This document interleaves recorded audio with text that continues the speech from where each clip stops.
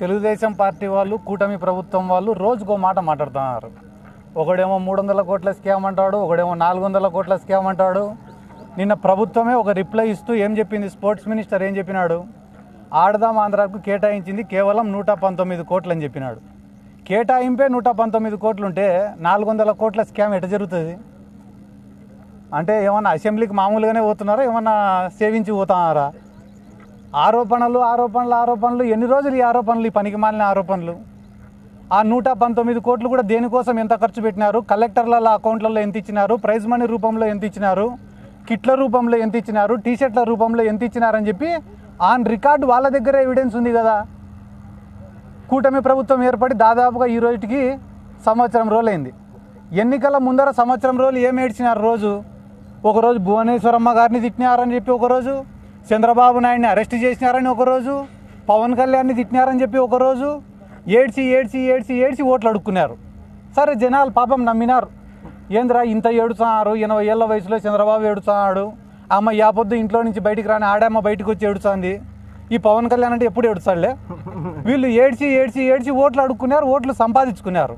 ఇప్పుడైనా పరిపాలన పైన దృష్టి పెట్టచ్చు కదా. ఇప్పటికి 10 నెలలైంది. ఒరే అమ్మఒడి పథకం ఏమైందిరా, తల్లికి వందనం ఏమైందిరా అంటే, వల్లభనేని వంశీ మా వాళ్ళని తిట్టినాడంట. మేము అడిగేదానికి నువ్వు చెప్పేదానికి సంబంధం ఉందా? ఒరే రైతులకు 20,000 రూపాయలు ఏమైనారా అంటే, పోసానికి ఇష్టం వెళ్ళి పచ్చిబూతులు తిట్టాడు మమ్మల్ని అంటాడు ఒకడు. ఒరే రేపు ఎల్లుండో మళ్ళీ అదేందిరా సిలిండర్లు ఏమైనారా అంటే, ఆడదాం ఆంధ్రలో 400 కోట్లు పోయినాయి అంటాడు.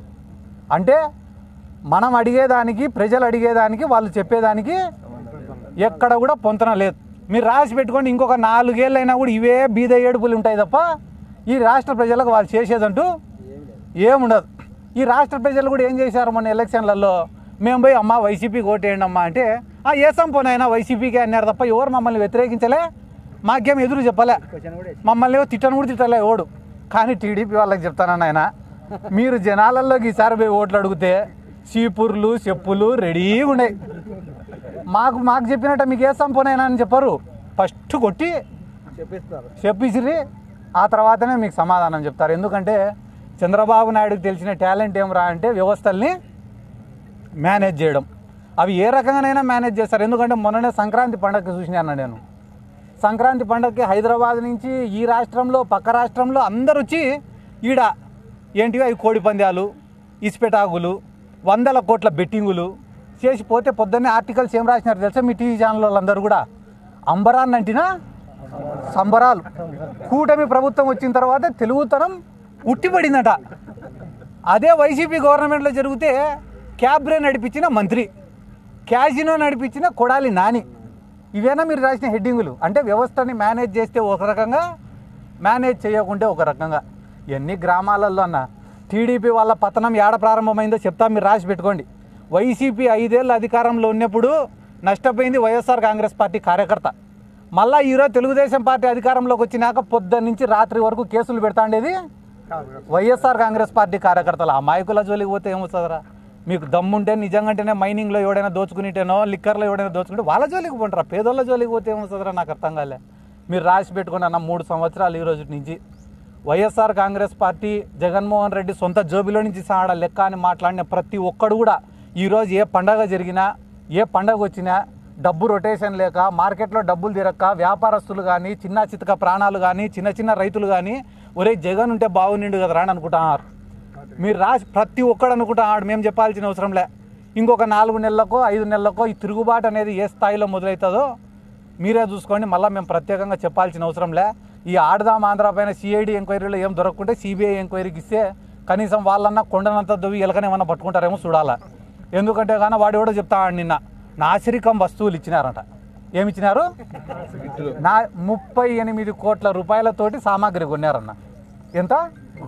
38 కోట్లతో సామాగ్రి ఎన్ని సచివాలయాలకు కొన్నారు?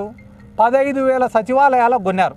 15,000 సచివాలయాలకు 100 కోట్లు పెడితే ఇంగ్లీష్ విల్లో బ్యాట్లు, కోకాబురా బ్యాట్లు, కోకాబురా బాల్లు వస్తాయి. 38 కోట్లతోటి 15,000 సచివాలయాలకు ఇచ్చేటప్పుడు రబ్బర్ బాల్ బ్యాట్లే వస్తాయి తప్ప క్రికెట్ బాల్ బ్యాట్లు వస్తాయా? వానికి ఏమైనా తెలివైన ఉండాలి కదా మాట్లాడేటోనికి.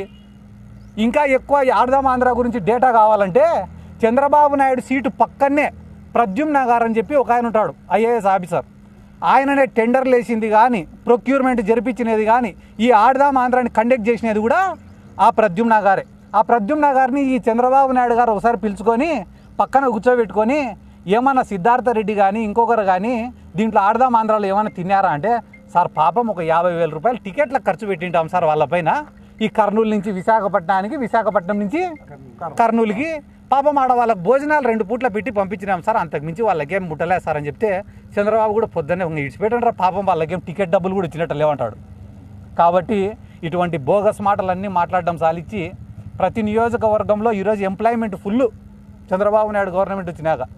ఏందిరా ఎంప్లాయ్మెంట్ అంటే స్టోర్ బియ్యం full, liquor syndicate full, belt షాపులు ఫుల్, నియోజకవర్గానికి ఒక పేకాట శిబిరం ఫుల్, స్టాండు ఫుల్. ఇంత ఉద్యోగాలు పెట్టుకునే అవకాశాలు లేవని చెప్పడం నిజంగా వైసీపీ తప్పు కూడా దీంట్లో ఉందని చెప్పి ఈ సందర్భంగా నేను తెలియజేసుకుంటూ, ఎందుకురా అంటే 130,000 ఉద్యోగాలు సచివాలయాల్లో జగన్మోహన్ రెడ్డి ఇస్తే ఏమన్నారు తెలుసా, ఇవి ఉద్యోగాలేనా అన్నారు. అవి కాదంట ఉద్యోగాలు. ఏంటిరా ఉద్యోగాలు అంటే బెల్ట్ షాప్. ఏం కిక్కుందిరా ఈ ఉద్యోగంలో అంటే ఆడుకోకూడదు. ఇంకొక మంచి ఉద్యోగం ఏందిరా అంటే స్టోర్ బియ్యం. ఆయన సీజ్ ది సిప్ అన్నాడు ఒక ఆయనేమో ఆడికి పోయి స్టోర్ బియ్యం పోతుందిరా తరలిపోతుంది సీజ్ ది సిప్ అన్నాడు. ఈడేమో ప్రతి ఒక్కటి సిప్పే పెట్టినాడు. ఫ్రెండ్షిప్లో చేసుకుంటారు ఇవన్నీ స్టోర్ బియ్యం అనేది. కాబట్టి ఇవన్నీ ఎక్కువ రోజులు పట్టమన్నా. కానీ నేను కోరుకునేది ఏమరా అంటే, సామాన్య కార్యకర్తను ఇబ్బంది పెడుతున్నారు, పేదోడి పైన అక్రమంగా కేసులు పెడుతున్నారు. ఈరోజు గ్రామాలలో పరిస్థితి ఏముందిరా అంటే, దారిలో ఒకటి పోతా అంటే రేపు కూడా కానీ తిడతారు. ఏంద్రా తిడతాను అని మీదికి పోతేనే వెంటనే వాడిపైన కేసు. తిట్టినోడిని ఏమనడంలే, తిరగబడినోడిని కేసులు పెడుతున్నారు.